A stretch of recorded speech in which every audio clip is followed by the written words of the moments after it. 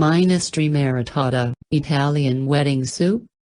Ingredients: 8c chicken stock, 2 garlic cloves, minced, 1 tablespoon parsley, dry, or half bunch fresh, chopped, 1 pound fresh greens, spinach, kale, green cabbage, 1 pound meatballs, thawed frozen, 4 ounces Parmesan cheese cut into small cubes, salt and pepper to taste. Instructions: in a medium soup pot, add the chicken stock, garlic, parsley, half of the fresh greens, and half of the Parmesan cubes. Heat over medium-high heat, stirring often, scraping the bottom of the pot to catch any Parmesan that might get stuck.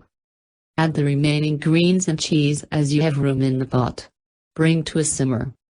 Add meatballs and simmer until they are heated through. Taste and add salt and pepper as desired. Serve with crusty bread and extra, fresh grated, Parmesan cheese, if desired.